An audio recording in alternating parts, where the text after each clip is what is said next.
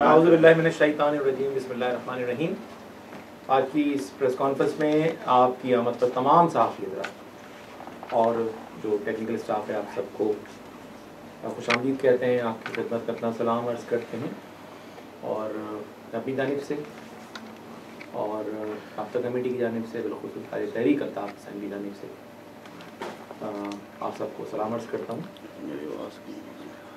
आज की ये प्रेस कॉन्फ्रेंस हमने बेसिकली जो बुलाई थी उसका मकसद ये था कि गुज़िश्ता चंद रोज़ में एक बहुत ही अफसोसनाक डेवलपमेंट हुई है जो आप सबके इल्म में है बखूबी, और गुज़िश्ता 3-4 दिन से मीडिया पे उसका मुसलसल चर्चा है, और वो ये कि बैंड आउटफिट जो पाकिस्तान में 75,000 से ज़्यादा पाकिस्तानी शहरियों और पाकिस्तानी सिक्योरिटी फोर्सेस के एहलकारों की कातिल तहरीक तालिबान, उसके तर्जुमान एहसान को इस तरह मीडिया पे लाके इमेज मेकिंग की गई, ड्राई क्लीनिंग का जो प्रोसेस स्टार्ट किया गया, उस हवाले से कुछ हक़ाइक़ आपके सामने लाना हम चाहते थे। इस हवाले से कुछ बातें आपके इल्म में भी लाते हैं, लेकिन इसी दौरान एक और डेवलपमेंट ये हुई, और वो ये कि हमारे वज़ीर दाखिला चौधरी निसार अली ख़ान, जो ख़ुद भी ज़हनी तौर पर तालिबान हैं और इंतहा पसंद हैं, और लाल मस्जिद के जो क्लरिक हैं मौलाना हैं अब्दुल अज़ीज़, उनके बहुत करीब दोस्त हैं, उनके सपोर्टर हैं, उनके प्रोटेक्टर हैं। उन्होंने आज कराची में इंतहाई गलीज़ बेहुदा ज़बान इस्तेमाल की, जिससे लाखों करोड़ों पाकिस्तान के मजलूम शहरियों बिलखुसूस मुहाजिर आवाम की दिल आज़ारी हुई है। तो हमने फिर ये तय किया कि पहले हम इस हवाले से अपना मौक़िफ़ सामने लाएं कि चौधरी निसार ने आज कराची में जो गुफ्तगू की है, मैं उस गुफ्तगू की, उस हर्जा सराई की, उस बेहूदगी की अपनी जानिब से, पूरी राब्ता कमेटी की जानिब से और उन करोड़ों लोगों की जानिब से जिन्होंने 1987 से सिंध के शहरी इलाकों में होने वाले हर जमहूरी इलेक्शन में कायदे तहरीक अल्ताफ़ हुसैन के नामजद करदा नुमाइंदों को वोट दिए, उन तमाम लोगों की दिल आज़ारी हुई। उन तमाम लोगों की जानिब से मैं चौधरी निसार की इस बेहुदा गलीज़ ज़बान की शदीद अल्फाज में मजम्मत करता हूँ। चौधरी निसार साहब ने आज जो बातें कही उसमें कुछ सीरियस पॉइंट्स हैं, इसलिए मैं बतदरीज वो एक सीक्वेंस के साथ वो सब आपके सामने रखूंगा। कि चौधरी निसार ने सबसे पहले तो ये एडमिट किया कि कराची में जो कुछ हुआ, हमने 3.5 साल पहले रेंजर्स को इसकी हिदायत दी थी।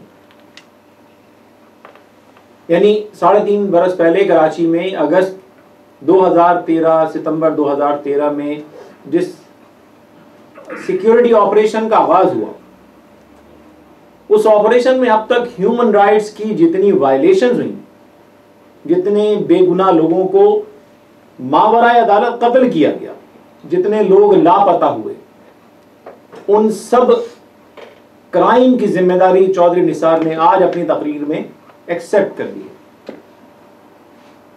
जहां हम समझते हैं कि रेंजर्स के अहलकार और हुक्काम इन मजालिम के जिम्मेदार हैं और उनके खिलाफ एक्शन होना चाहिए, जिन्होंने ह्यूमन राइट्स की वायलेशंस की, जिन्होंने मावराए अदालत कत्ल किए, उसी तरह चौधरी निसार भी इन तमाम जंगी जराइम के मुर्तकिब हुए हैं, इन जराइम के मुजरिम हैं। और जहां आइन और कानून के तहत हमारा मुतालबा है कि इन मजालिम की जिम्मेदार अनासिर के खिलाफ कार्रवाई की जाए, उसी तरह चौधरी निसार के खिलाफ भी मुकदमा दर्ज करके उनका ट्रायल होना चाहिए। उनको इन मजालिम पर अपनी सीट पर रहने का कोई हक नहीं है। चौधरी निसार ने कहा कि कराची में 3.5 साल पहले एक शख्स, यानी उन्होंने कायदे तहरीक अल्ताफ हुसैन की जानिब इशारा करके कहा कि उनके कहने पे होता था, ये होता था, वो होता था। यानी मजाक ये देखिए कि जिस हजारों पाकिस्तानियों के कातिल को चौधरी निसार की हुकूमत मसाया बनाकर इमेज मेकिंग कर रही है, वही चौधरी निसार जो बरतानिया आकर इस जमहूरी मुल्क में आकर ये ऐलान करता है कि लाल मस्जिद के मुल्ला अब्दुल अजीज के खिलाफ एक्शन हम इसलिए नहीं ले सकते कि उसके बड़े सिवियर रिपरकशंस होंगे, संगीन नताइज होंगे। और फिर सेनेट और कौमी असम्बली में उनका दिफा करते हैं उस मौलाना अब्दुल अजीज का जो एक ऐसी मस्जिद का मुंतजिम है जहां से पाकिस्तानी फौज के एहलकारों पर फायरिंग की गई और पाकिस्तानी फौज के SSG कमांडोज को शहीद किया गया। कई रोज बैटल हुआ सिक्योरिटी फोर्सेस के साथ। उस मौलाना अब्दुल अजीज को तो चौधरी निसार खुद बुरके में जाके मुलाकातें करते हैं, कलदम तंजीमों से जाके मुलाकात करते हैं और उस जमात के सरबराह MQM जिसने 1987 से हर इलेक्शन में कराची और सिंध के शहरी इलाकों से कामयाबी हासिल की, उसके बारे में आके ये बकवास करते हैं कि उनको कराची की सियासत में हिस्सा लेने का कोई हक नहीं। चौधरी निसार यकीनन एमनीजिया के मरीज हैं, शायद जहनी मरीज भी हैं, लोग कहते हैं जिस्मानी मरीज भी हैं, लेकिन इन तमाम बातों से कतई नजर जो फैक्ट है वो ये है कि चौधरी निसार उन लोगों को डिफेंड कर रहे हैं जिन्होंने रियासत पाकिस्तान के वजूद को तस्लीम नहीं किया। मौलाना अब्दुल अजीज का यह बयान रिकॉर्ड पर मौजूद है कि हम पाकिस्तान के आइन को नहीं मानते। मुनव्वर हसन ने कहा कि पाकिस्तानी फौज के वो जवान जो तालिबान से लड़ते हुए मारे गए हैं वो शहीद नहीं हैं। जमात के लोगों ने, तालिबान के लीडर्स ने यह ऐलान किया कि इनकी नमाज जनाजा पढ़ाना जायज नहीं है। यानी पाकिस्तानी फौज के शहीद जवानों के बारे में ये बात की जा रही है। तो जो लोग पाकिस्तान के वजूद से इनकारी, जो रियासत पाकिस्तान को तस्लीम नहीं करते, दस्तूर पाकिस्तान को तस्लीम नहीं करते, उनको चौधरी निसार लंदन में आके पाकिस्तान की सेनेट में बैठ के, कौमी असम्बली में बैठ के डिफेंड करते हैं। और MQM एक जो जमहूरी जमात है, उन लोगों की जमात है जिन्होंने पाकिस्तान को तख्लीक किया, उसके बानी और कायद के खिलाफ कहते हैं कि उनको पाकिस्तान में सियासत की इजाजत नहीं होनी चाहिए, जबकि पाकिस्तान की किसी अदलिया ने यह फैसला नहीं दिया है। कायदे तहरीक अल्ताफ हुसैन के खिलाफ ऐसा कोई वर्डिक्ट मौजूद नहीं है जिसकी वजह से उन पर सियासत बंद की जा सके। चौधरी निसार साहब, आप सरकारी एहलकारों के नरगे में मकबूजा कराची जाकर यह ऐलान तो कर सकते हैं, आप पूरी दुनिया की आंखों में समझते हैं कि आप झूठ बोल सकते हैं, धूल झोंक सकते हैं। मैं आपसे ये कहता हूं कि 2 दिन पहले अमेरिका के दारुल हुकूमत वाशिंगटन में होने वाली एक हियरिंग की कार्रवाई जरा ऑनलाइन जाकर देख लीजिए कि आपको पूरी दुनिया क्या कह रही है। आप पाकिस्तान के अवाम को इंडोक्ट्रिनेशन के जरिए धोखा दे सकते हैं, आप दहशतगर्दों की सरपरस्ती करके पाकिस्तान के अवाम को धोखा दे सकते हैं, अपने जर खरीद गुलामों और हारियों को धोखा दे सकते हैं, लेकिन पढ़ी लिखी दुनिया को और पाकिस्तान से बाहर बैठे हुए जो लोग दुनिया को चला रहे हैं उनको धोखा नहीं दे सकते, जो खुल्लम खुल्ला कह रहे हैं कि पाकिस्तान की पॉलिसियां गलत और पाकिस्तान में सिक्योरिटी फोर्सेस कराची को भी जिहादियों के जरिए दहशतगर्दों के हवाले करना चाहती हैं। ये मैं नहीं कह रहा, ये पूरी दुनिया की रिपोर्ट्स कह रही हैं। एक सोचे समझे मंसूबे के तहत कराची से उसका सेक्युलर कैरेक्टर खत्म करके उसको इंतहा पसंद फिरका वाराना जमातों के हवाले करने की साजिश की जा रही है और चौधरी निसार इस कार्रवाई के बराह रास्त जिम्मेदार हैं, इंचार्ज हैं। इस पूरे मुल्क दुश्मन, रियासत दुश्मन, आइन दुश्मन, जमहूरियत दुश्मन अमल के जिम्मेदार हैं। चौधरी निसार ने खुद एतराफ किया कि सन 2013 से शुरू होने वाले इस ऑपरेशन में हमने ये किया और वो किया, लेकिन बाद में उन्होंने ये एडमिट किया कि कराची में स्ट्रीट क्राइम बहुत ज्यादा बढ़ गया है, कराची में लैंड ग्रैबिंग बढ़ गई है, कराची में चाइना कटिंग में बेपनाह इजाफा हुआ है। ये मैं नहीं कह रहा, आप रिकॉर्डिंग अपने आर्काइव से निकाल के आज देख लीजिए। तो अगर लैंड ग्रैबिंग बढ़ गई है, चाइना कटिंग बढ़ गई है, स्ट्रीट क्राइम बढ़ गए हैं, तो चौधरी निसार 3.5 साल से आपके वहां पे झक मार रहे हैं। आपकी सिक्योरिटी फोर्सेस आखिर क्या कर रही हैं वहां? आपने खुद ये जवाब दे दिया आज कि 3.5 साल ऑपरेशन का मकसद जराइम का खात्मा नहीं था कराची में, स्ट्रीट क्राइम्स का खात्मा नहीं था कराची में, लैंड ग्रैबिंग का खात्मा नहीं था कराची में। उस पूरे ऑपरेशन का एक मकसद था कायदे तहरीक अल्ताफ हुसैन और MQM को सफाई हस्ती से मिटाना, कराची को कॉलोनाइज करना, कराची को अपने कब्जे में लेना था। आपने खुद ये सब एडमिट किया है और ये सब वॉर क्राइम्स के जुमरे में आता है कि आपने पाकिस्तान की सिक्योरिटी फोर्सेस को एक मुंतखब सियासी जमात और उसके रहनुमा के खिलाफ इस्तेमाल किया है।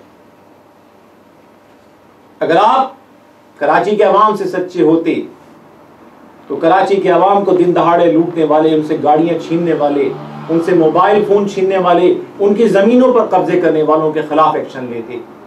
कायदे तहरीक अल्ताफ हुसैन ने 2013 में अपनी ही जमात के उन लोगों के खिलाफ एक्शन लिया जो जमीनों पर कब्जे में मुलव्विस थे, जो क्राइम में मुलव्विस थे, और आपने उनको अपनी सरपरस्ती में लेकर PSP बनवाकर आज उन्हीं लैंड ग्रैबर्स को कराची के शहरियों पर मुसल्लत कर दिया।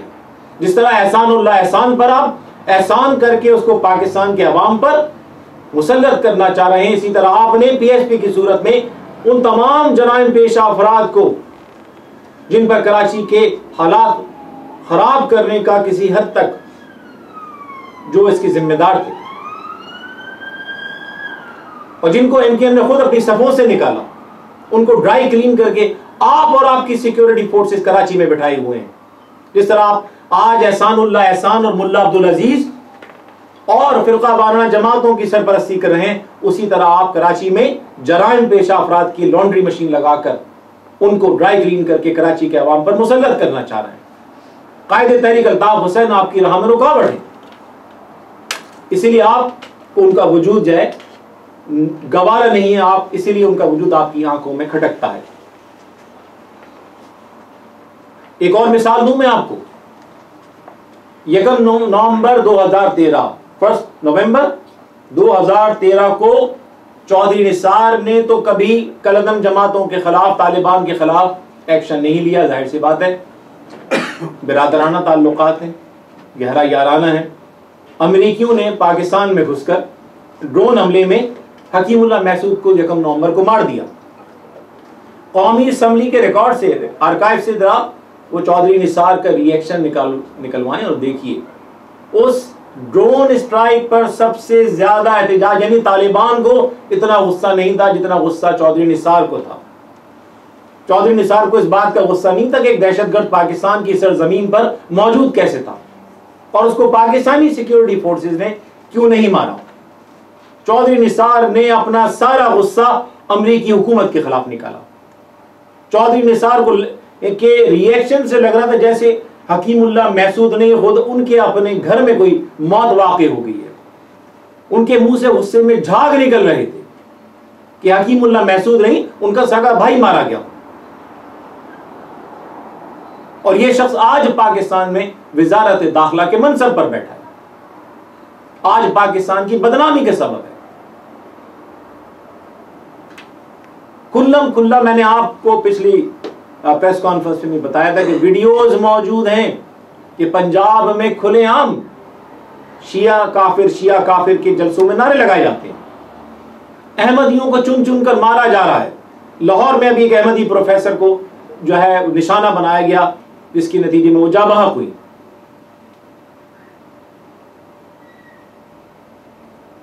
जब क्वेटा में दर्जनों टॉप लेवल के लॉयर्स को शहीद किया गया, तो चौधरी निसार ने हस्बे आदत उस वाक़े को अंडर द कारपेट सरकाने की कोशिश की। लेकिन सुप्रीम कोर्ट के एक बाज़मीर जज जस्टिस फाइज ईसन ने उसका नोटिस लिया और एक रुकनी कमीशन ने उसकी तहकीकात की। उसकी रिपोर्ट आज भी रिकॉर्ड पर मौजूद है, जिसमें चौधरी निसार पर वाज़े तौर पर जिम्मेदारी याद की गई कि वो पाकिस्तान में फिरका वारियत को प्रमोट कर रहे हैं, फिरका वारना जमातों के रहनुमाओं से मुलाकातें करते हैं। सुप्रीम कोर्ट के जज की यह रिपोर्ट मौजूद है पाकिस्तान के वजीर दाखिला के खिलाफ। फिर कायदे तहरीक अल्ताफ हुसैन के बारे में कहा कि वो पाकिस्तान के दस्तूर पर यकीन ही नहीं रखते, पाकिस्तान के आईनी को नहीं मानते, झूठ है, फ्रॉड है। पाकिस्तान के वजीर दाखिला, तुमने अवाम के सामने झूठ बोला है। कायदे तहरीक अल्ताफ हुसैन का एक बयान आप निकाल के दिखा दें, एक जुमला निकाल के दिखा दें जिसमें उन्होंने पाकिस्तान के दस्तूर के खिलाफ बात की। कायदे तहरीक अल्ताफ हुसैन ने सन 2013 में पाकिस्तान के हाई कमीशन में अपने पासपोर्ट की दरखास्त जमा कराई थी। उस वक्त चौधरी निसार ही वजीर दाखिला थे और उस वक्त हाई कमीशन में जो हाई कमिश्नर थे वो वाजिद शमसुल हसन साहब थे। पहली दफा अल्ताफ भाई की एप्लीकेशन पाकिस्तान हाई कमीशन के रिकॉर्ड से गायब कर दी गई। फिर कायदे तहरीक अल्ताफ हुसैन ने दोबारा अप्लाई किया। वाजिद शमसुल हसन साहब और पाकिस्तान हाई कमीशन का अमला इस दफ्तर में आया, कायदे तहरीक अल्ताफ हुसैन के फिंगरप्रिंट्स लिए, सारे डॉक्यूमेंट्स यहां लिए, फीस ली, वेरीफाई किया, रसीद दी, नंबर दिया। उसके बाद से आज तक हमारी किसी प्ली का जवाब नहीं दिया गया। उस वक्त कोई इल्जाम भी नहीं लगा था। यानी एक साजिश के तहत यह तय किया गया था पहले कि कायदे तहरीक अल्ताफ हुसैन को पाकिस्तान की शहरियत से महरूम करने की साजिश की जाएगी, उन पर पाकिस्तान वापसी के रास्ते बंद किए जाएंगे, फिर उन पर इल्जामात लगाए जाएंगे। हामिद मीर साहब अपने कॉलम में ही कह चुके हैं कि सिक्योरिटी फोर्सेस ने अब से नहीं 3.5 बरस पहले यह प्लान बनाया था कि -1 होगा एमकेएम में, यानी अल्ताफ भाई को सियासत से आउट करने की साजिश की जाएगी। अगर आप आज 3.5 बरस के इवेंट्स को देखें, एक सिस्टमेटिक अंदाज में कायदे तहरीक अल्ताफ हुसैन के खिलाफ एक के बाद दूसरा इल्जाम लगाकर, एक के बाद दूसरा जुल्म करके उनको पाकिस्तान की सियासत से अलग करने की साजिश की गई। यह फैसला अवाम का नहीं था। अवाम ने तो NA 246 के इलेक्शन जब दोबारा हुए 9/0 पर छापे के बाद, तो एमकेएम को पहले से ज्यादा वोट दिए। दिसंबर 2015 में तमाम तर मजालिम के बावजूद जब कराची, हैदराबाद और मीरपुर खास में लोकल गवर्नमेंट के इलेक्शन हुए, तो एक बार फिर एमकेएम कामयाब हुई। कायदे तहरीक अल्ताफ हुसैन के नामजद करदा जितने भी नुमाइंदे हैं वो कामयाब हुए। आज भी लोग जो असेंबलियों में बैठे हैं एमकेएम के नाम पर, उन्होंने वोट कायदे तहरीक अल्ताफ हुसैन के नाम पर हासिल किए थे। कोई अपने दम खम से, अपने नाम से नहीं जीता, एक फर्द भी। और अगर वो समझता है कि जीता है तो आके आज अपनी सीट से इस्तीफा दे के मुकाबला कर ले।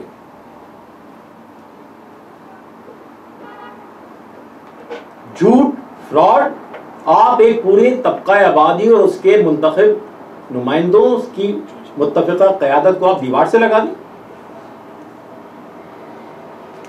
टोटल फ्रॉड, टोटल झूठ। अब मैं एक चीज की जानिब निशानदही करूंगा, बहुत अहम पॉइंट, कि कायदे तहरीक अल्ताफ हुसैन का असल जुर्म क्या है।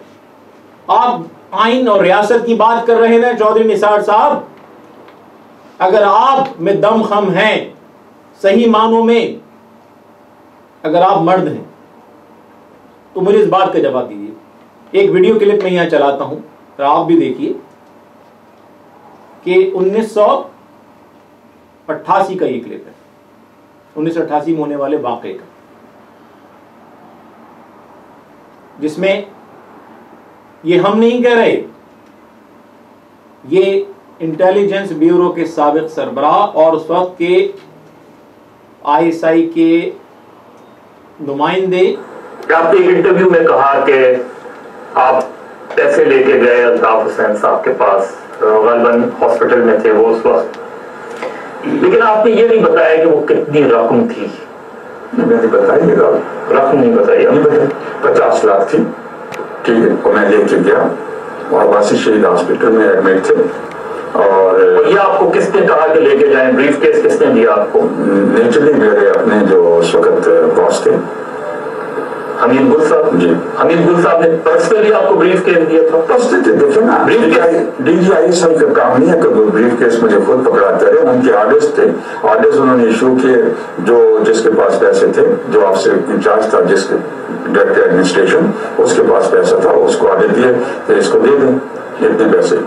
उसने आके मुझे बैंक के पैसे दे दिए। वो इस चीज की तरदीद करते हैं हमीद गुल साहब कि उन्होंने कोई रकम जो है वो अल्ताफ हुसैन साहब, उन्होंने कहा कि उन्होंने सिर्फ एक मरतबा इम्तियाज साहब को भेजा था और वो इस हवाले से कि जी गोलीबंद लाशें मिल रही हैं और इस तरह के 88 के इलेक्शन के हवाले से। हाँ, वो गोलीबंद जो लाशें थी वो 88 के इलेक्शन से जस्ट पहले, उसके फौरी पहले ही मसला उठ खड़ा कैसे हो गया, बट उसमें मैं नहीं जाता। बात यह है, यकीन जाने मजा साहब, मेरा दिमाग खराब है या मेरे पास हो सकते मैं 50 लाख अपनी जेब से निकाल के उसको देने चला गया हूं और मुझे DGISI का एयरक्राफ्ट लेके जाता है कराची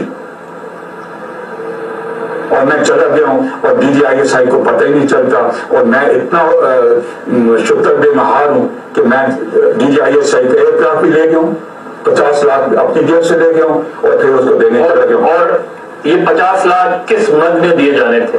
ये मद नहीं है, नहीं, किस पर्पस के लिए दिए जाने थे? ये एक, मैं समझता हूँ कि एक किस्म की उनको सॉफन अप करने के लिए उनको लॉलीपॉप दिया जा रहा था कि इलेक्शन के बाद के रिजल्ट्स में हो। तो जब MQM ने ये सारी चीजें इनकार की तो फिर MQM को तोड़ने का फैसला भी हो गया।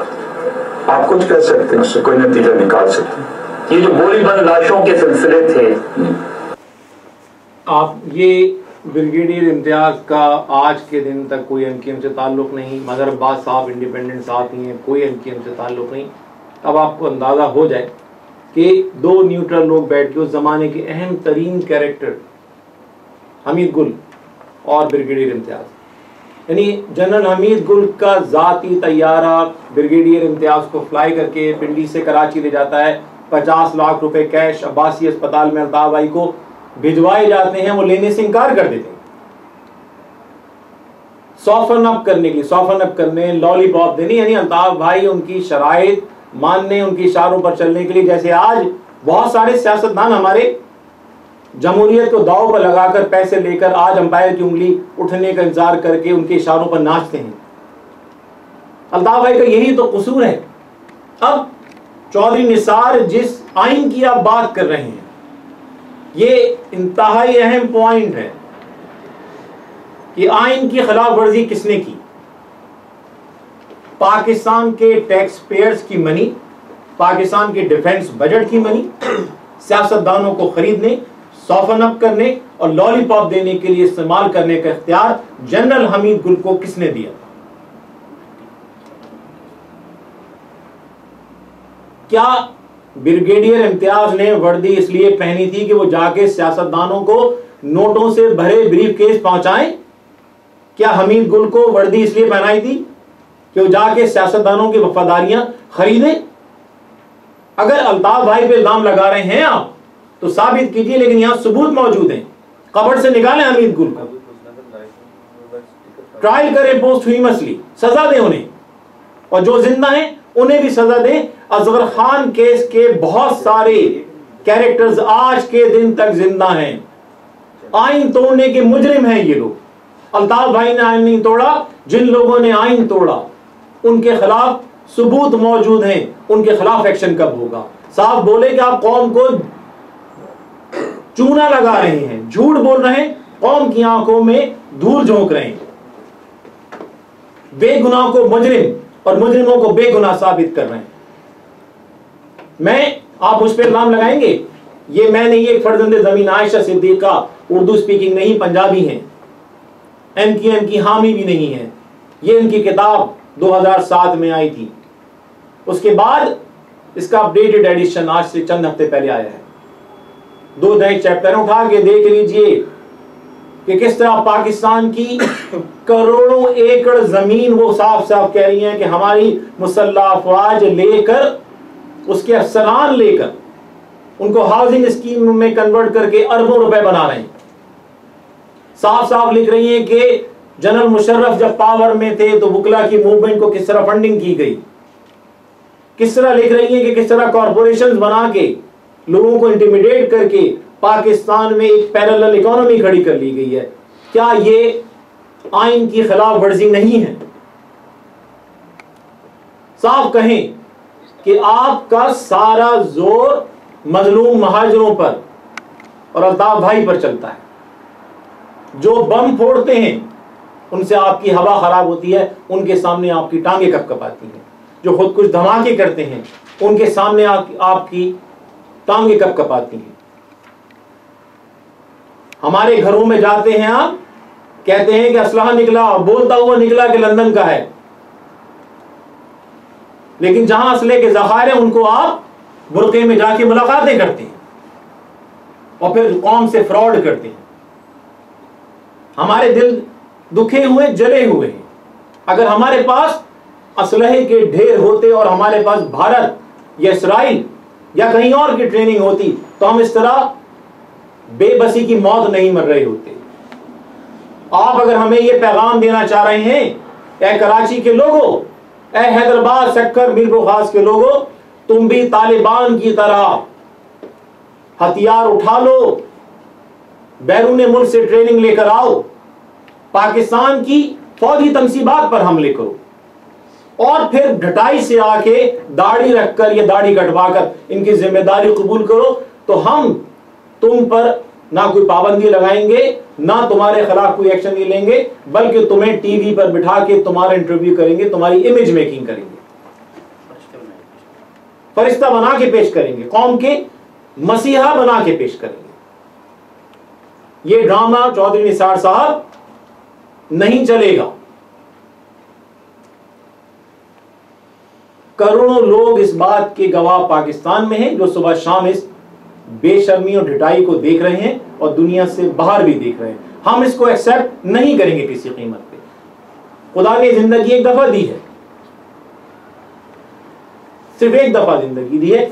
हम इस बेगैरती की जिंदगी को नहीं जिएंगे कि आप जो चाहे इल्जाम हम पर लगा लें।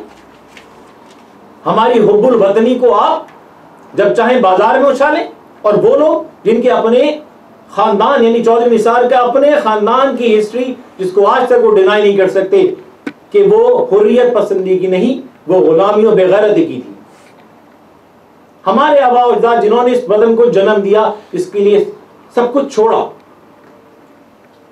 आप सरे बाजार आके हमारी इज्जतों को उछाल रहे, हम इसको बर्दाश्त नहीं करेंगे। मैं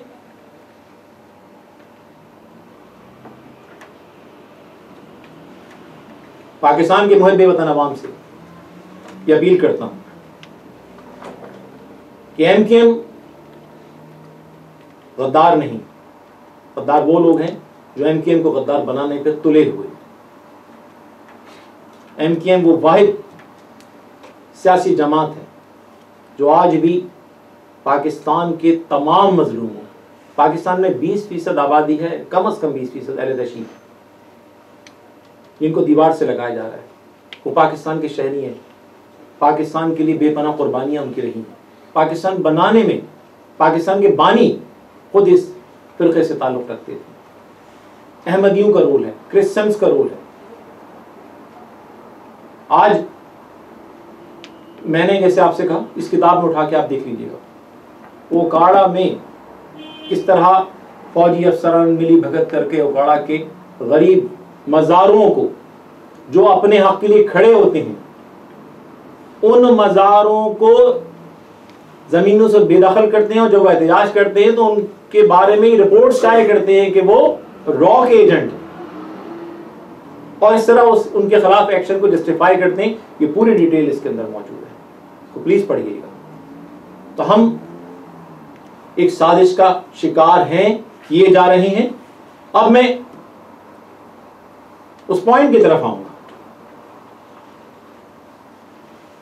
कि जिस तरह पाकिस्तान के करोड़ों अवाम के जख्मों पर गुज़िश्ता एक हफ्ते से मरहम रखने के बजाय मुसलसल नमक छिड़का जा रहा है। एहसानुल्लाह एहसान चंद दिन पहले टीवी पर लाया गया। DGI-SPR ने कहा कि उन्होंने अपने आप को सरेंडर कर दिया सिक्योरिटी फोर्सेस के हाथों, और मजीद कुछ लोग भी सामने आएंगे, और उसके बाद बाकायदा एक इमेज मेकिंग का सिलसिला शुरू हुआ। तो पहले तो ये सब हुआ, फिर एहसानुल्लाह एहसान के एक दोस्त टोनी की तरह तालिबान रहे हैं, वैसे साथ भी उनका हम एहतराम करते थे, लेकिन जो उन्होंने उस दिन जो कमेंट्स दिए हैं वो टोटली अनएक्सेप्टेबल हैं। सलीम साफी साहब, यानी एक शख्स जो पाकिस्तान में होने वाले सैकड़ों बहीमाना गैर इंसानी कातिलाना हमलों की ढिठाई से जिम्मेदारी कबूल करता है, लोगों को फोन करता है, जिसके घर से खाना पककर तालिबान दहशतगर्दों के यहाँ जा रहा है, उसके बारे में सलीम साफी फरमा रहे हैं कि वो तो इंतहाई मासूम आदमी थे, वो तो सहाफ़ी थे, शायर थे, अदीब थे। यानी अगर मेरा ख्याल है 2 मिनट और मिल जाते तो शायद वो कहते हैं कि वो तो एहसानुल्लाह एहसान तो पाकिस्तान के असल में नेल्सन मंडेला थे, वो तो गलत हाथों में चले गए। बल्कि अब्दुल सत्तार ईदी साहब मरहूम ने तो शायद पाकिस्तान के लिए कुछ नहीं किया जो एहसानुल्लाह एहसान कर गए, और ये उनका एहसान है कि उन्होंने सरेंडर कर दिया पाकिस्तान पे। ना भी करते तो अब भी उनका एहसान था। नहीं, आप क्या समझ रहे हैं कि हम सब बिल्कुल अक्ल खिरत से आरी हो चुके हैं कि जो इन सब बेहुदियों, मजाक, बदतमीजियों को एक्सेप्ट कर लेंगे? आपने ये जरूर है कि 1947 से इंडोक्ट्रिनेट किया है इस नेशन को। पाकिस्तान बनाने के बाद आपने इसकी पूरी एक नई ताबीर क्रिएट की। आपने पाकिस्तान की तमाम अक़लियतों को माइनस करके, हत्ता कि सुन्नियों की भी अक्सरियत को माइनस करके आपने एक फिरके का पाकिस्तान बनाने की कोशिश की। आपने पाकिस्तान को वो बनाने की कोशिश की जो कायदे आज़म का पाकिस्तान कहीं नहीं था। लेकिन इसको जरूरी नहीं कि आपने अगर ज़हनी तौर पे अगर उरिया मकबूल जान या अंसार अब्बासी साहब हैं, अंसार अब्बासी साहब जैसे लोग अगर वो किसी आइडियोलॉजी पर अगर वो यकीन रखते हैं तो इसका मतलब नहीं है पाकिस्तान की अक्सरियत उस पर यकीन रखती है। पाकिस्तान की अवाम की अक्सरियत आज भी मुतदल, लिबरल, सेक्युलर है। मजहब हमारा बिल्कुल है, दीन है हमारा, अल्लाह की वैदानियत पर, खत्म नबूवत सब पे यकीन है, लेकिन मजहब का और इसका रियासत से कोई ताल्लुक नहीं। अब आप पाकिस्तान के सारे लोगों को जो है वो आप गद्दार और काफिर करार देकर जो है दीवार से लगा दें और मार दें।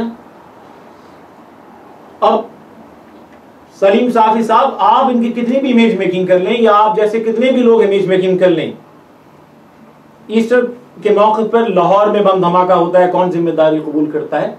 एहसानुल्लाह एहसान। क्रिश्चियन कॉलोनी पेशावर में खुद कुछ धमाका, Quetta police training college, Lahore police headquarter, Quetta air base, Karachi airport, Wagah border, Bacha Khan airport, army public school, जिसमें छोटे छोटे नन्हे नन्हे मासूम बच्चों को बेरहमी से कत्ल किया गया। अभी हम आपको इस हवाले से एक छोटी सी 1.5 मिनट 2 मिनट की एक चीज दिखाते हैं आपको।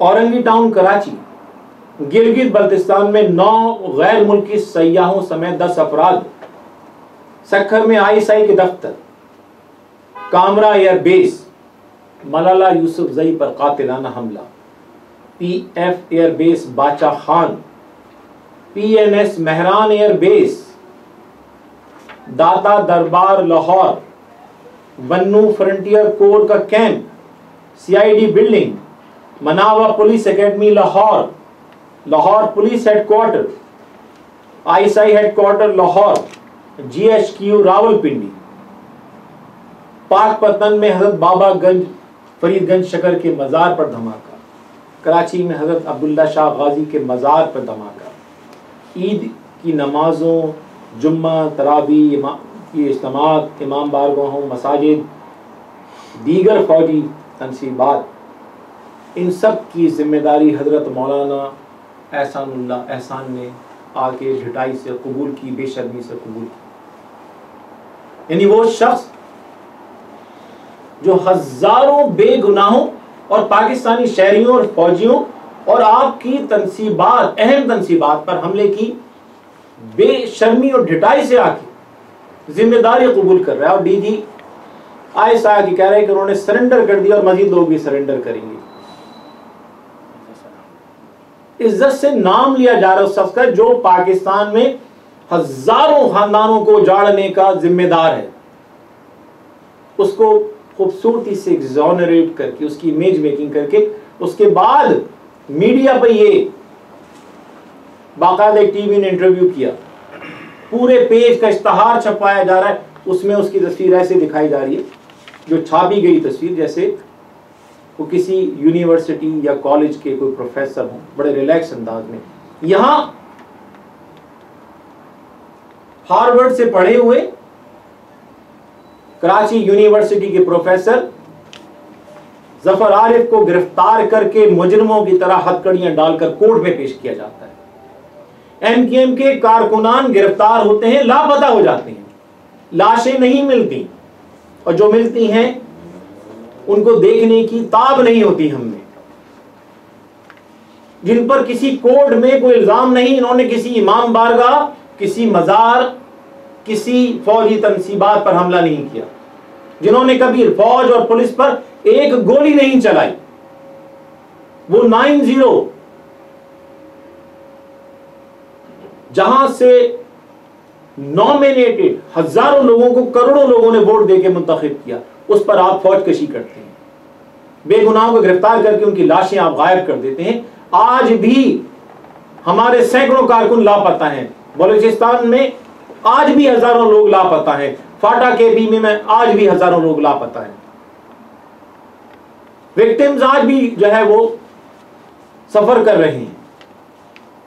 और एक नॉन क्रिमिनल मर्डरर, मास मर्डरर, वॉर क्राइम का मुर्तकिब एहसानुल्लाह एहसान, उसको हम अपने मीडिया पर प्रोजेक्ट कर रहे हैं। और हम इतने कौमी तौर पे, इज्तिमाई तौर पे इतने बेहिस हो गए कि बहुत सारे लोग इस पूरे अमल को मीडिया पर आकर डिफेंड भी कर रहे हैं, ज़ॉम्बीज बन गए हैं, इशारों पे चलने वाली कठपुतलियां बन चुकी हैं, क्वेश्चन नहीं कर रहे। यहां सिंध हाई कोर्ट के जज कहते हैं 1 महीने में MKM के 400 कारकुनान लापता हैं। कराची से, सिर्फ अलून कराची से 400 अफराद लापता, उनके बारे में कुछ असर नहीं। आज वज़ीर दाखिला ने कहा कि जो लोग गायब हो जाते हैं वो बड़ा गलत है, मैं इसको कभी भी अप्रूव नहीं करूंगा। वज़ीर दाखिला साहब, आपने ये जो कमेंट्स दिए हैं पीपल्स पार्टी के 2 अफराद के अगवा पढ़ दिए, ये सिर्फ 2 अफराद नहीं है, पीपल्स पार्टी के 2 ही अफराद हैं, हमारे सैकड़ों गायब हैं, और उसी मुल्क से गायब हैं जिसके बदकिस्मती से आप ही वज़ीर दाखिला हैं।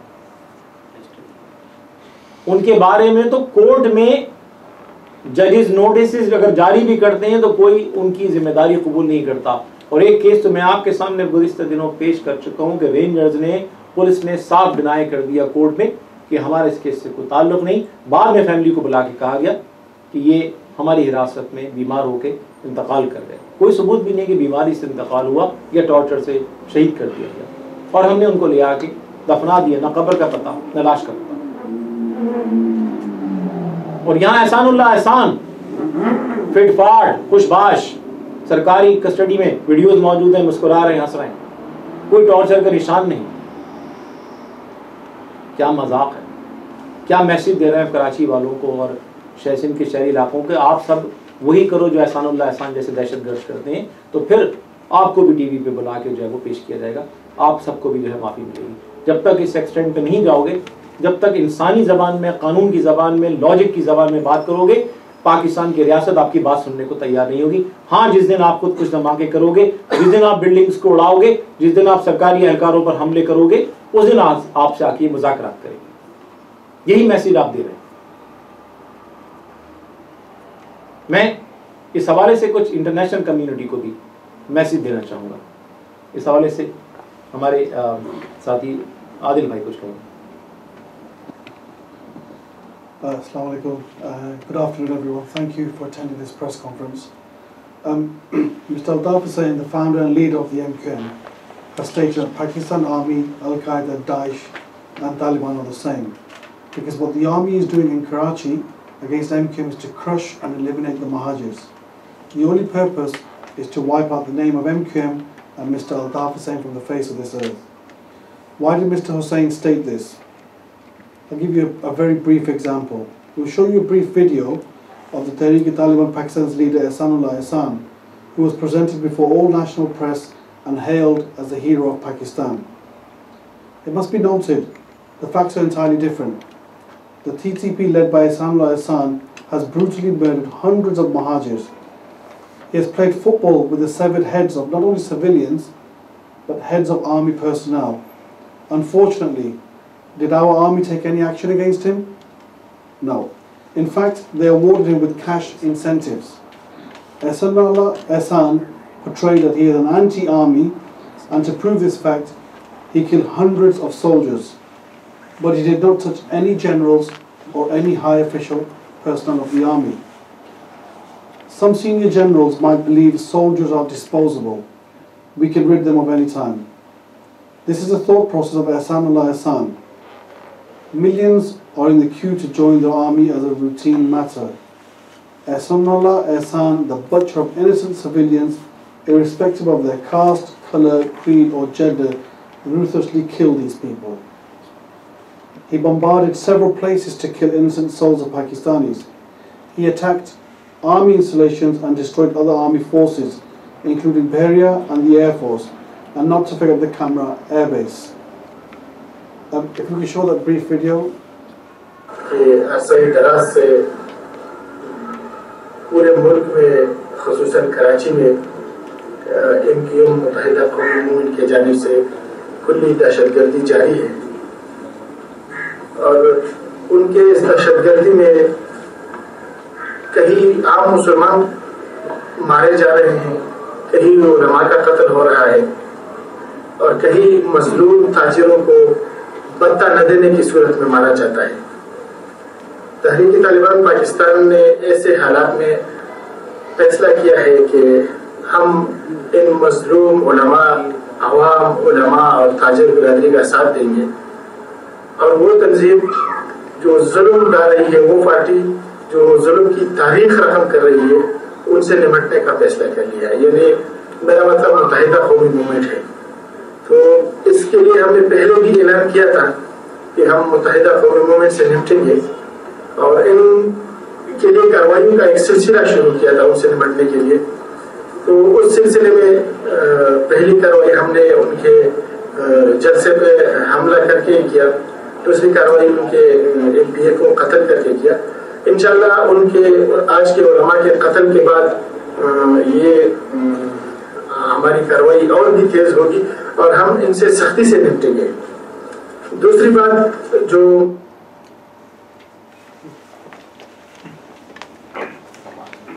Thanks. You've seen that short video. No action was taken against him. He's categorically stated in a televised speech that his main objective is to eliminate the MQM, and we have done so. We have carried out bomb blasts in the gathering of MQM gatherings, killing dozens of Mahajirs and injuring hundreds. We also killed one of MQM's MPA, Manzar Imam. Those were words spoken from Ehsanullah Ehsan. His video confession confirms further that action against the MQM will still be taken. The Rangers and Army have failed to crush the Mahajirs and rely solely on their fellow partner such as Ehsanullah Ehsan and the TTP, whose main agenda is to destroy Pakistan, and now presented by the army as a national hero on national media being aired internationally, who's assisted Pakistan in the war against Russia, in which his fellow friend was injured, and is now an anchor person, and now taking the interview of Ehsanullah Ehsan, in which he tried to clarify his role as a media management of the TTP due to his apparent literacy skills. Ladies and gentlemen, their agenda is nothing but to eliminate the MQM and the Mahajirs. That is why they have been continuously discriminating against the Mahajirs since the era of General Ayub Khan, or even before the death of Quaid-e-Azam and Liaquat Ali Khan. Nobody is the enemy of Pakistan but the Taliban, Al-Qaeda, Daesh, are the true enemies of Pakistan. And you're right, Thank you, Adil Bhai. As Adil Bhai was saying, the main issue is MQM's, and in particular Altaf Bhai's very clear-cut, uncompromising stand against religious extremism, and that eventually leads to terrorism. This is the main reason Altaf Bhai not only has refused to accept bribery from the establishment, he has continued to pose an unwavering posture against religious extremism and terrorism inside and outside Pakistan. There are not many people left in Pakistan who actually still stand for the principles for which Pakistan was created in 1947. As we have mentioned over and over, that the founder of Pakistan, Quaid-e-Azam Muhammad Ali Jinnah, wanted to establish this state of Pakistan as a secular liberal state where of course predominantly Muslim will reside, but for the citizens of Pakistan the state will guarantee, will ensure equal rights for everyone living in Pakistan regardless of their religion, their creed, their culture, their ethnicity. Unfortunately, this dream of Quaid-e-Azam Muhammad Ali Jinnah and other founders of Pakistan has never ever materialized. The rights were denied to not just the religious minorities in Pakistan but also ethnic minorities in Pakistan, and we saw in 1971 the result of the persistent denial of the rights to the majority Bengali population. Unfortunately, instead of learning lessons from 1971 debacle, during which we lost more than half the population of Pakistan, we continue to suppress Pakistan's minorities. What we are witnessing in Balochistan, what we are witnessing in Karachi is the continuation of the policies which we have been witnessing since 1960s. Instead of understanding the root cause of those issues, the state, unfortunately, the state of Pakistan continues to support the outfits that actually are harming the name of Pakistan nationally and internationally. The incident of Ehsanullah Ehsan is just one of the many examples. It has become a real source of embarrassment and concern everywhere in the world that the person who accepted responsibility for hundreds of incidents of sheer nature of terrorism has been allowed to appear before Pakistani media men, who has been given access to give interviews to Pakistani media. It sends out a very, very bad message about the policies in Pakistan. Everybody with a rational mind, with a sane mind, sincerely feels there is something terribly, terribly wrong when it comes to policy making in Pakistan. That You are suppressing, pushing against the wall the people who are liberal, educated, who can serve Pakistan better. You are killing them, you are arresting them, they are going missing. The bloggers are going missing. Altaf Bhai is being penalized. On the other hand, the people like Maulana Abdul Aziz, Ehsanullah Ehsan, and the likes are fast becoming the face of Pakistan. Trust me, it won't lead Pakistan to anywhere. The people of Pakistan will continue to suffer. We cannot let this happen anymore. The majority of Pakistani people will have to stand up and support Altaf Bhai, who stands for the true Pakistan for which it was created. I'll bother you again with just 2 more clips, just to give you an insight into the real sentiments of the real people of Pakistan. Pakistani establishment may very well think that they can do anything and get away with this, but just look at the reactions of some of the people who are the families of the victims of APS massacre. Can we play one of those clips? Just look at the तो फिर ये चीज अब क्यों आ गई और उनको क्यों माफी दी जा रही है? सबसे बड़ी बात तो ये है क्यों अवाम को बेवकूफ बनाया जा रहा है? हमारी गवर्नमेंट की पॉलिसी क्या है? कम से कम वो पॉलिसी हमारे साथ तो शेयर करें। हमारी कोई पॉलिसी है आज तक इन चीजों के बारे में कि नहीं हम इसी तरह जो है ना अपने बच्चों को जो है ना कुर्बानियां देते रहेंगे और ये लोग जो है ना फिर उनको माफ किया करते रहेंगे। मैं तो समझता हूँ कि जो है ना हम इस पे बैठेंगे और हम इसके खिलाफ एहतजाज करेंगे, क्योंकि हर एक इसका आएगा और बच्चों माफी मांगेगा और सब कल मौलाना मुल्ला बदलुल्लाह आएगा, वो सरेंडर हो जाएगा कि बस मुझे माफी दे। जब उसने खुद कहा था कि ये काम हमने किया हुआ है, तो क्या इस काबिल है हम कि हम वाकई जो है उसको माफी दें? वो बिल्कुल मुतमईन था कि जब आया था तो मैंने कोई ऐसी चीज नहीं देखी उसके चेहरे पे कि या वो डरा हुआ है या कोई सहमा हुआ है। ये बाकायदा प्री प्लानिंग के साथ हुआ है और उसको बहुत तरीके से पेश किया गया। आखिर हमारे दरमियान कौन से दहशतगर्द बैठे हुए हैं?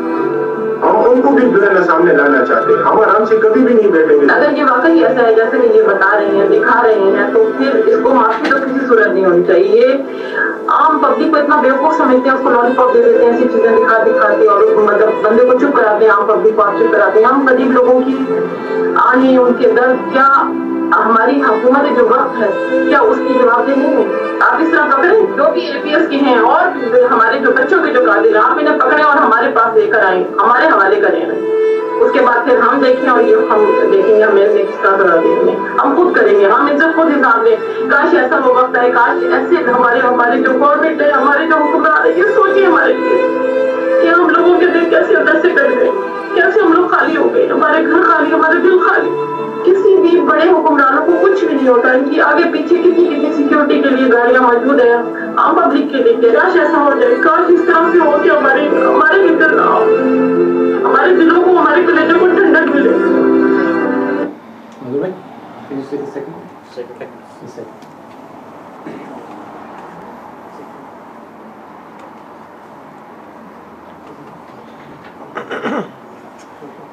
मेरे बेटे शहीद हुए 148 बच्चे मेरे गए हैं, मेरे इसको हमारे हवाले करें। और ये रटे रटाए जो अल्फाज है ना उसके मुंह में घुसे गए हैं एहसानुल्लाह एहसान, हम सब समझ रहे हैं क्या गेम हो रही है। अभी आप देख लीजिएगा, अभी इसके बाद एक किताब और आएगा, 5-6 महीने ठहर जाए, ये फजलुल्लाह भी आ जाएगा, वो भी इसी तरह इंटरव्यू देगा, उससे गलती होगी, मुझे माफ कर दें।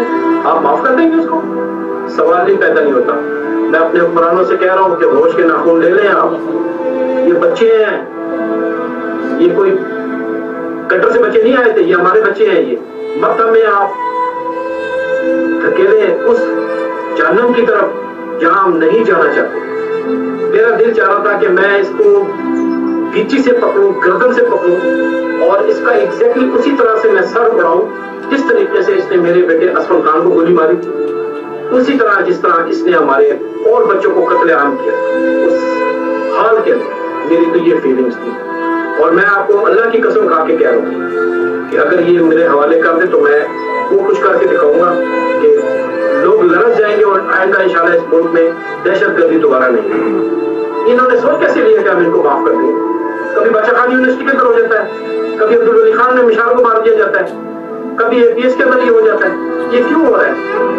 इसलिए कि सजाएं नहीं है और हम छोड़ेंगे नहीं और हम अपनी हद तक रहेंगे। हम अपने खून का एक एक कतरा बहा देंगे इन बच्चों के खातिर। आप क्या समझती हैं कि मतलब इतने मासूम बच्चे, चले बड़े तो जो होते हैं वो एक अलग चीज होती है, लेकिन इतने छोटे छोटे मासूम बच्चों को, खोला को आप भूल सकते हैं? खोला जिसको सर के बालों से पकड़ के उसके माथे के बीच में जिसने एक वो बुलेट पास की है, उसने ये भी नहीं देखा कि ये बच्ची कितनी सी बच्ची है। तो जिन लोगों की ये तरबियत कर रहे हैं, आप क्या कहते हैं? आप खुद से एक मतलब हर बंदा की अपने आप से सवाल करे, हमसे ना पूछें, तो अपने आप से एक बंदा सवाल करे कि क्या आप ऐसे लोगों को माफ कर सकते हैं? लेकिन बहैसियत कौन जब आप बात करेंगे तो फिर आप ऐसे लोगों को माफ नहीं कर सकते। वो आप कौन पे छोड़ेंगे कि कौन उनके साथ क्या सलूक करेंगे?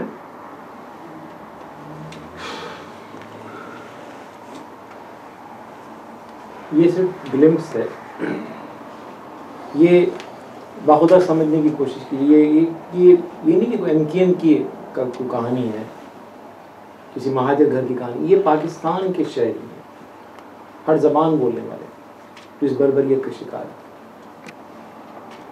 इन्हीं के मसले पर अल्ताफ भाई ने इन्हीं पॉलिसियों के खिलाफ बोला जिसकी आज वो प्राइस पे कर रही है। ये सारा प्रोपेगेंडा, कोई हमारा मीडिया बहुत, मतलब नहीं कहूँगा कि सलाम है उन लोगों को जो आज इन चीज़ों को सामने ला रहे हैं। और ये भी बात ध्यान में रखें कि मीडिया का भी अपना एक बहुत इम्पॉर्टेंट रोल है सूरत हाल में लोगों को एजुकेट करने में। खुद सहाफ़ी बिरादरी के लिटरली 100 से ऊपर लोग निशाना बने इस दहशतगर्दी का। धमकियाँ दी गई। अभी रिसेंटली उवैस तौहीद साहब ने बताया कि एहसानुल्लाह साहब ने उनको किस तरह धमकी दी थी, और सैकड़ों मिसालें हैं। KP में तो खैर ना जाने कितने सहाफ़ियों को निशाना बना दिया गया। तो ये हम कब तक ये चौधरी निसार जैसे लोगों को बर्दाश्त करेंगे, या उन लोगों को जो आके इन लोगों को ड्राई क्लीन करके कभी ESP की सूरत में, कभी एहसानुल्लाह की सूरत में सब कुछ करा के उसके बाद उनको ड्राई क्लीन करना। ये ड्रामा बंद होना चाहिए। पाकिस्तान के अवाम बहुत सफ़र कर चुके हैं, पाकिस्तान बहुत आलमी सतह पर रुसवा हो चुका है।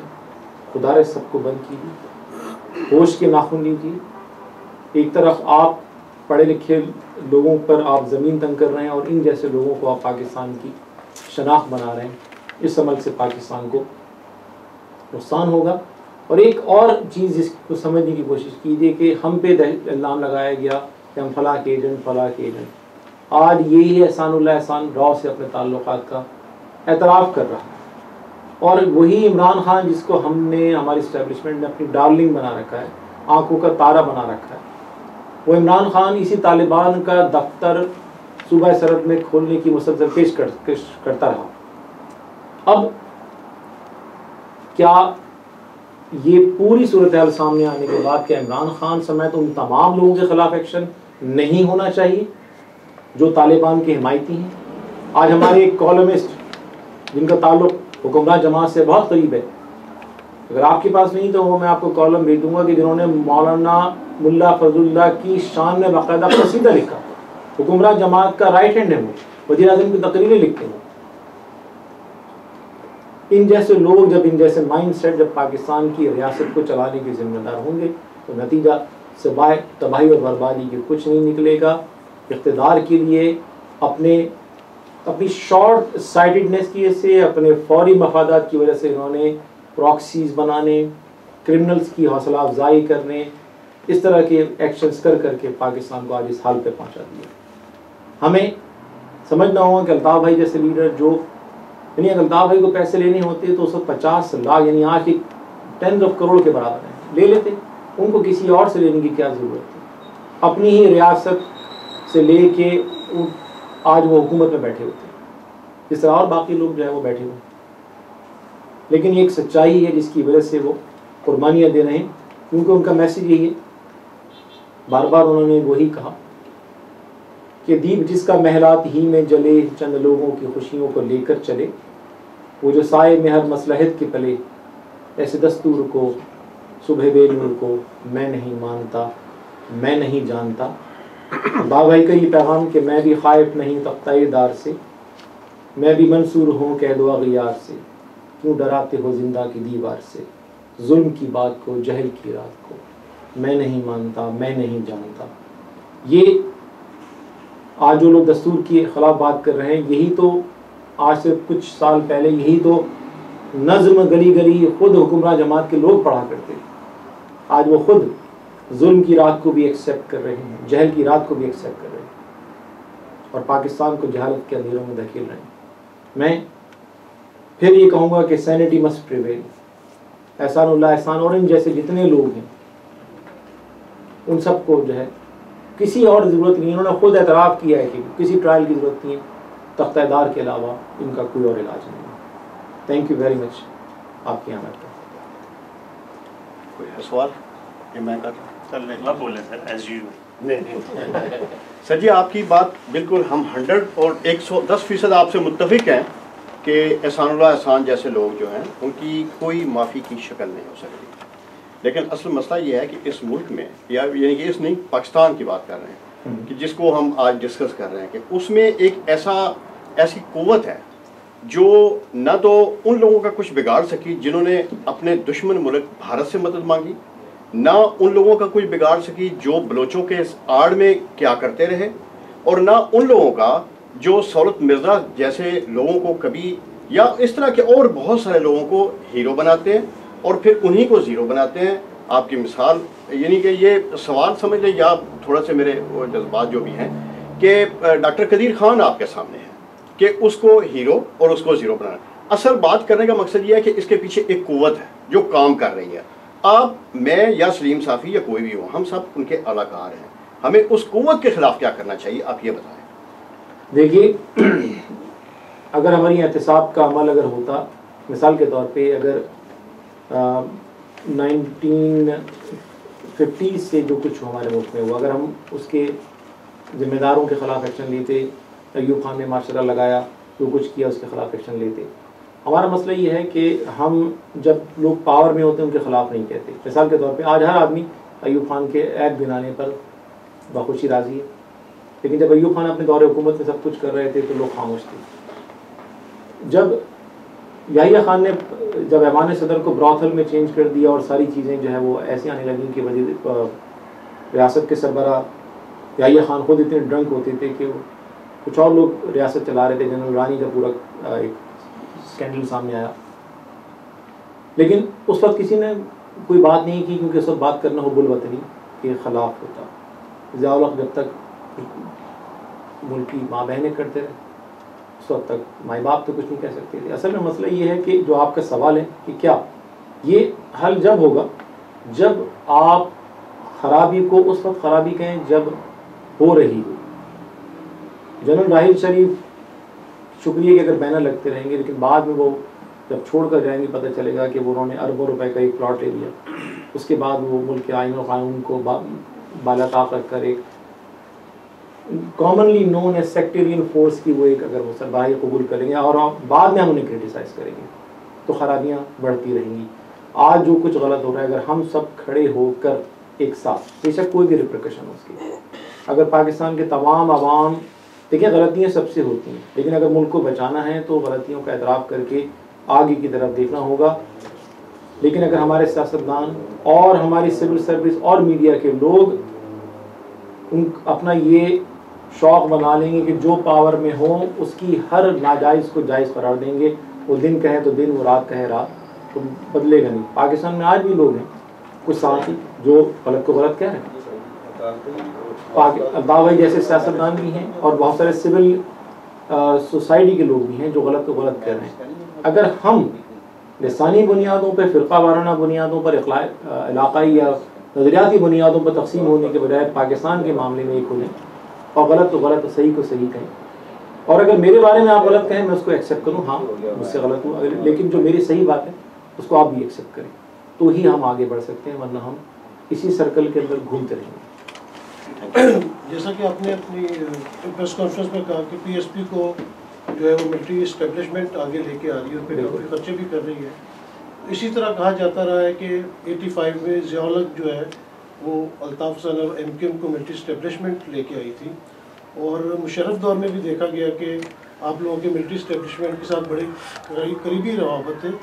अब ऐसा क्या वजह हुई है जिसकी वजह से पार्टी और मिलिट्री इस्टेब्लिशमेंट में इतनी दूरियाँ हो गई? देखिए, पहले तो मैं इसको दूर कर दूँ इस गलत फहमी को। बार बार हम कहते भी रहे थे कि ये प्रोपेगेंडा था हमारे खिलाफ, और ये जमात इस्लामी इसकी बानी थी जिसने ये प्रोपेगेंडा किया, क्योंकि जमात इस्लामी कराची में यूज्ड टू कॉल शॉट्स। जब हमने जमात इस्लामी को वहाँ पे पॉलिटिकली रिप्लेस किया तो जमात इस्लामी ने ये प्रोपेगेंडा किया, और ज़माने में मीडिया का में उनका काफ़ी अमल दखल था। जनरल ज़ियाउल-हक के ही दौर में तो अल्ताफ़ भाई सबसे पहले गिरफ्तार हुए, दूसरी दफ़ा गिरफ्तार जनरल ज़िया के दौर में हुए। सबसे ज़्यादा मैसेकर जो हमारे ख़िलाफ़ हुए, सबसे ज़्यादा जो हमारे ख़िलाफ़ जुल्म हुआ, वो उसी वक्त हुआ जब जनरल ज़ियाउल-हक हुक्मरान थे। अल्ताफ़ भाई की गिरफ्तारियाँ सारी उस दौर में, सारी सज़ाएँ उस दौर में, सारे बड़े बड़े हमले हमारे ख़िलाफ़ उस दौर में हुए। ये अगर उनका कोई प्लान था कि वो हालात ख़राब करें, उसमें हम जाहिर सी बात है हमारे इल्म नहीं, हम तो अपना एक कॉज लेकर चल रहे हैं। किसी भी सतह पे ना MQM को ज़माने में सपोर्ट थी ना बाद में। आपने जनरल मुशर्रफ की बात की, देखिए वो जनरल मुशर्रफ जो आए हैं पावर में, जो सिचुएशन 9/11 के बाद बनी, उसमें पाकिस्तान की बका के लिए बहुत ज़रूरी था कि KP हो या बलूचिस्तान या पंजाब या सिंध, उसमें लिबरल सेकुलर फोर्सेस सामने आए। पाकिस्तान को बैनुल-अक़वामी सतह पर आइसोलेशन का सामना था तालिबान की वजह से, 9/11 की वजह से। उस वक्त MQM ने हुकूमत ज्वाइन करके पाकिस्तान की खिदमत की और कराची को डेवलप किया। लेकिन उसके बाद बदकिस्मती से अगर कुछ लोग अपना पर्सनल एजेंडा बना के, जैसे मैं बार बार रेफरेंस दे रहा हूँ हामिद मीर साहब का, उन्होंने अपने कॉलम में लिखा कि पहले तय किया गया था 3-3.5 बरस पहले कि MQM को -1 करना है। तो इसका मतलब है कि पहले तय हुआ कि अल्ताफ़ भाई को MQM सेलेक्ट करना है, उसके बाद उनके खिलाफ इल्ज़ामात की एक पूरी सीरीज़ क्रिएट की गई, फिर उसको इल्ज़ामात को जवाज़ बना के उन पर पाबंदियाँ लगाई गई, जिसको हम अंग्रेजी में कहते हैं सेल्फ फुलफिलिंग प्रॉफेसी, कि पहले आप एक आदमी को दीवार से लगा दें, बिल्कुल दीवार से, जब वो अपनी बका के लिए स्ट्राइक बैक करे, रिस्पॉन्ड करे, तो आप कहें देखें हम तो कहते थे ये ऐसे ही करेंगे। तो अल्ताफ़ भाई ने 22 अगस्त को जो नारा लगाया, पाकिस्तान मुर्दाबाद कहा, बिल्कुल कहा, लेकिन अगर आप 22 अगस्त को ना देखें, आप 22 अगस्त 2016 को नहीं, आप जाएं 15, 14 और 13, 2013 अगस्त में ऑपरेशन स्टार्ट हो रहा है, लोग मिसिंग हो रहे हैं। इस तरह ये ख़वातीन, और आपने लोगों का सुना वालिदैन का, ये दास्तान सुन के आंखों में आंसू आ जाते हैं। अल्ताफ़ भाई सुबह शाम जब ये सुन रहे हों कि लोग मिसिंग हो रहे हैं उनके, जब सुबह शाम ये सुन रहे हों कि लोगों के जिस्म पे एसिड डाला जा रहा है, उनको चीरा लगाया जा रहा है, इलेक्ट्रिक शॉक दिए जा रहे हैं, ये इंतहाई तकलीफ दे चीज़ें जो हम एक कह लें कल्चरल एक वो होता है एक बैरियर कि हम वीडियो में नहीं लाते, बाकायदा लोगों को पानी पिला के हमसे कहा जाए कि आप पेशाब करें, उसके बाद वहाँ करंट छोड़ दिया। ऐसे ऐसे जुल्म किए हैं, ऐसे ऐसे जुल्म हम अगर आपको डॉक्यूमेंट दिखाएं जो हमारे पास मौसूल होते हैं, तो आप कहें कि अल्ताफ़ भाई ने तो कुछ भी नहीं कहा भाई इसको। आप ये सेल्फ फुलफिलिंग प्रॉफेसी कि आपने एक ऐसा तनाजुर क्रिएट कर दिया कि उसमें उनके पास एक नेचुरल ये कहने के अलावा कुछ चारा नहीं बचा। लेकिन उसी रात उन्होंने उसको रेक्टिफाई किया, 1 बयान 2 बयान दिए। फिर ये सलीम साहब जिन्होंने इंटरव्यू लिया है, यही देखें, मैं आपको बताऊंगा कि एक ये इसी जगह में अल्ताफ़ भाई का भी इंटरव्यू आना था, और ये इसमें डेट भी है 2015 की है, अगस्त। इसमें ये 22 अगस्त को जो वाक़या हुआ है उससे पहले की बात है, उससे मतलब 1 साल तकरीबन पहले की बात है। इसमें बाकायदा अल्ताफ़ भाई ने जो उन्होंने कहा कि भाई पाकिस्तान के अवामी सुनना चाहिए आपसे, कौमी तराना, कौमी नगमे, अल्ताफ़ भाई ने हर बात की। नजम सिटी साहब ने अल्ताफ़ भाई का इंटरव्यू किया, उसमें अल्ताफ़ भाई ने ये कहा कि भाई पाकिस्तान के लिए तो कोई तलखी है भी, तो मैं सब चीज़ों से दरगुजर करता हूँ। लेकिन जैसे मैंने कहा ना, सेल्फ फुलफिलिंग प्रॉफेसी थी कि अल्ताफ़ भाई के बारे में तय हो गया हाई लेवल पे, कोई उसको क्वेश्चन नहीं कर रहा है, वज़ीर आज़म से लेके सियासी जमातें सब खामोश होकर बैठ गई। नदीम, जिस तरह आपने कहा 22 अगस्त के बाद उस वहाँ से बात करते हैं, जो मैंडेट है MQM का कराची में वो अभी भी कायम है, उसमें कोई कमी नहीं आई। अभी इलेक्शन था, अच्छा खास छोटा ही था, आपकी बात की तायद हुई कि वहाँ पे MQM लड़ने को कामयाबी मिली। तो जो लोग अभी असेंबली में बैठे हुए हैं वो अभी अल्ताफ हुसैन साहब के खिलाफ बात करते हैं तकरीरों में, बल्कि उनका मौजूद गुफ्तगू ही ये हो चुका है। अभी पिछले दिनों 10 मिलियन की बात हुई PSP की तरफ से, तो अब कितने वसूख से कहते हैं कि अब अगर इलेक्शन आते हैं 2018 के, मुतवक्का है शायद उससे पहले ही हो जाए, तो कितनी फीसद कामयाबी, क्या आपका वोट जो बैंक है उसमें कोई कमी नहीं हुई 22 अगस्त के बाद, कोई उसमें खातर? इसका बेस्ट सवाल ये है कि मैं मेरे किसी क्लेम पर यकीन करने के बजाय इसका बेस्ट सवाल यही होगा ना, एक लॉजिकल भी यही होगा कि इलेक्शन करवाई जाए और इलेक्शन बहुत ही ट्रांसपेरेंट होना चाहिए, जिसमें एक लेवल प्लेइंग फील्ड क्रिएट की जाए कि जहाँ जितनी भी इस्टेब्लिशमेंट ने भी जमातें बनाई हैं, PSP को भी आप मौका दें, जिसको चाहें जमात इस्लामी को ले आएँ, एहसान को भी लड़वा दें इलेक्शन। लेकिन और हो सकता है वो लड़ भी लें, क्योंकि कुछ लोग ये कह रहे हैं कि वो शान रमज़ान प्रोग्राम भी शायद वो करें अगले साल। लेकिन तो वो बेस्ट सर ये है कि आप इलेक्शन करा लें फ्री फेयर ट्रांसपेरेंट, जो ऑलरेडी पिछले 3 साल से कराची में रेंजर्स की मौजूदगी में हो रहे हैं। यानी एक तो पोलिंग स्टेशन में होता है जो सेटअप, लेकिन हमारे जो कराची में जो 3 पिछले इलेक्शन हमने एक्सपीरियंस लिए कि पोलिंग बूथ जहाँ लोग टेक्निकली अकेले होने चाहिए वहाँ तक रेंजर्स के एहलकार खड़े रहे, फिर भी हमने स्वीप किया इलेक्शंस को। दूध का दूध पानी का पानी जब ही होगा जब तक इलेक्शन नहीं होगा, आप करा लें। हमारा कन्विक्शन ये है, क्योंकि देखिए हम ग्राउंड से डिस्कनेक्ट नहीं हैं। अल्हम्दुलिल्लाह हमारा अपने सपोर्टर्स से, अपने वोटर्स से आज भी उसी तरह रब्ता है जिस तरह पहले था। MQM ऊपर से आई जमात नहीं है, हम सब ग्रास रूट्स के वर्कर्स हैं, लोअर मिडिल क्लास से आए हुए हैं। हमारा जो सियासी सफ़र है वो ऊपर से शुरू नहीं हुआ है, नीचे से हुआ है। तो हमें रास्ते पता हैं कि किस तरह बनते हैं, किस तरह राब्ते किए जाते हैं। हमारे रास्ते आज भी बने हुए हैं, हमारा आज भी राब्ता है। आप जैसा अल्ताफ भाई बार बार कह रहे हैं अपने ऑडियो मैसेज में, हमें आप 15 दिन दे दें, बल्कि मैं कहूँगा 1 हफ्ता दे दें आप, कि आप कराची में जलसा करें और आपको कोई रुकावट नहीं डाली जाएगी। मैं आपको गारंटी दे रहा हूँ आज मीडिया के सामने ऑन कैमरा कि जितनी सियासी जमातों ने मिलकर आज जलसे किए उन सब का क्राउड एक तरफ, हमारा क्राउड एक तरफ, हम उनसे डबल क्राउड आपको जमा करके दिखाएंगे। अगेन हाथ कंगन उनको हाथ सीखे, जब मौका आएगा तो आपके सामने आ जाएगा। और अगर खुदा न खास्ता इस मैंडेट को डिनाई किया गया तो आज तो अल्ताफ भाई के लोग सुन भी रहे हैं, लेकिन ज़रूरी नहीं है कल भी सुने।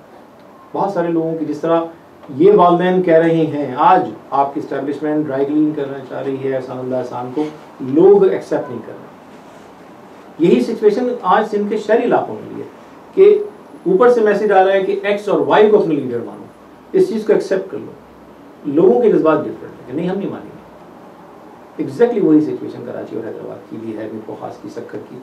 अगेन हम अल्लाह ने ज़िंदगी दी आपको, हमें, हम सबको देखेंगे आगे क्या होता है।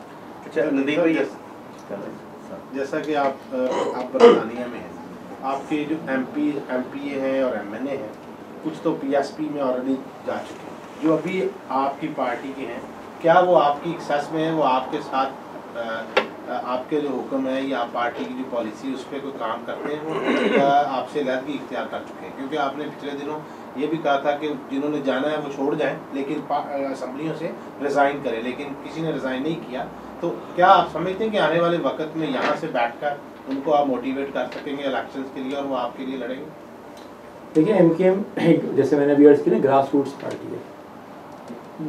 MQM इलेक्टेबल्स की सियासत नहीं करती, जैसे बाकी जमातों में है कि फलां साहब शामिल हुए, उनके साथ इतने लाख हज़ार लोग भी शामिल हो गए। वो अपना एक वोट बैंक लेकर आते हैं और वोट बैंक लेकर वापस चले जाते हैं। MQM में है कि MQM का अपना वोट बैंक है जो अल्ताफ भाई का, और फिर MQM जिसको नॉमिनेट करती है उसको लोग वोट दे देते हैं। तो अगर जो लोग छोड़ गए हैं MQM को या MQM के डिसिप्लिन को आज फॉलो नहीं कर रहे हैं, अगर वो आज MQM के साथ नहीं खड़े और कल भी नहीं खड़े होते, तो MQM को उनकी ज़रूरत नहीं है, क्योंकि वोट बैंक उनका नहीं है। इलेक्शन होंगे तो हमारा अपना वोट बैंक है, आप देखिएगा इंशाल्लाह कि वोट वहीं रहेगा जहां हमेशा सर आए। जी सर। नदीम में मैं छोटा सा क्वेश्चन करना चाहूँगा। एहसान को आप, जैसे आपने भी कहा कि जिसको मासूम साबित करने की कोशिश जा रही है, उसको माफ़ करने की भी कोशिश की जा रही है, और 22 अगस्त को अल्ताफ भाई ने एक स्पीच की जिसमें उनको वतन दुश्मन भी करार दिया गया, उन पर बैन भी कर दिया गया, जिनकी तस्वीर भी ना आए TV के ऊपर, कोई इनकी स्टेटमेंट नहीं चलती। तो कौन लोग हैं जो से ये समझ लें कि एहसान से भी ये बड़ा जुर्म अल्ताफ़ हुसैन ने कर दिया हुआ है कि इनको बैन कर दीजिए, इनको माइनस अल्ताफ़ हुसैन फार्मूले पे भी अमल करवाया जाए और MQM को भी पाकिस्तान की सियासत से दूर किया जाए। तो इसकी कोई हमें कोई बताएंगे तो कौन लोग हैं वो? अब ये तो वो लोग ही बता सकेंगे जिन्होंने एक गरज अपनी रखी हुई है, बल्लाम उनके दिल में क्या है, लेकिन जो बाज़ाहिर है वो ये सबूत यही है कि अल्ताफ़ भाई का, जैसा आपने आपको वीडियो दिखाई कि एक अल्ताफ़ भाई का अपने स्टैंड रहा है हमेशा से कि चाहे मजहबी इंतहा पसंदी का मामला हो या करप्शन का मामला हो, वो अपने मामला में कोई कॉम्प्रोमाइज़ नहीं करते। हाँ, अगर नज़रियाती बुनियादों पर हम आहंगी हो तो उनसे बड़ा सपोर्टर कोई नहीं है। मिसाल के तौर पे जब ये ऑपरेशन ज़र्ब-ए-अज़्म शुरू हुआ उस वक्त भी हमारे खिलाफ ऑपरेशन चल रहा था, लेकिन अल्ताफ़ भाई ने कहा कि यही सही सिमत में एक ऑपरेशन फौज कर रही है और उन्होंने इसकी हिमायत में रैली निकालने का ऐलान किया। अब जो बज़ाहिर नज़र आ रहा है और बड़ी हद तक हमारा कन्विक्शन है कि यही सूरत हाल है कि हमारी इन्फिल्ट्रेशन बहुत ज़्यादा ऐसे लोगों की हो गई कि जो मजहबी बुनियादों पर इंतहा पसंद हो गए, जो एक क्रॉप जनरल ज़ियाउल हक ने जो है किसी तरह एक डेवलप की थी, वो अब बढ़ते बढ़ते जो है वो इतनी बढ़ गई है कि वो लोग अब मौलाना अब्दुल अजीज़ हों या फजलुल्लाह हों या बैंड आउटफिट्स हों, ये पूरे पाकिस्तान की डायमेंशन और हिस्ट्री और आइडियोलॉजी चेंज करके पाकिस्तान को जो है वो एक थियोक्रेटिक स्टेट बनाना चाहिए। और थियोक्रेटिक स्टेट बनाने में अल्ताफ़ भाई रुकावट है और वो तमाम ब्लॉगर्स जो अभी गायब हुए या वो तमाम लोग या जैसे वो थी सबीन साहबा जैसे उनको शहीद किया गया, इसी तरह और पाकिस्तान में जिस तरह लोगों को कराची में और कराची से बाहर शहीद किया गया, जिस तरह आज एहलतशी और अहमदी हजरात को क्रिश्चियंस को निशाना बनाया जा रहा है, तो जो इस पूरी आइडियोलॉजी से जो फिट नहीं है, जो इससे कंफर्टेबल नहीं है, जो इसके मुखालिफिन है, उनको रास्ते से हटाना है। और अल्ताफ़ भाई is the most prominent among them. तो नदीम भाई, आप यहाँ पे लंदन में बैठ के तो आवाज़ बुलंद करते हैं, लेकिन हमें चाहिए पाकिस्तान में, तो उस वहाँ पे आप कैसे अपनी आवाज़ बुलंद करेंगे ताकि आप वहाँ पे आवाज़ पहुँचे? देखिए, अभी हमने यहाँ से बैठ के एक इलेक्शन जीता और हमने तो आप जैसे आपको अभी कहा है कि चैलेंज हम करते हैं कि हमें 1 हफ्ते का टाइम दें, हम डिलीवर करेंगे। हमारा तंजीमी काम जो है ना, ऑर्गेनाइजेशनल वर्क जो हमारा स्ट्रक्चर है वो अपनी जगह है। हमारी जिद्दोजहद जो है उसमें कोई ये ऑप्शन नहीं है गिव अप करने का। हम लड़ते रहेंगे इंशाल्लाह। बाकी ये है कि बाकी हालात जो है वो बहुत सारे सवालों का जवाब जो है कभी उलझ के छोड़ देते हैं, खुद ही आ जाते हैं। Thank you very much.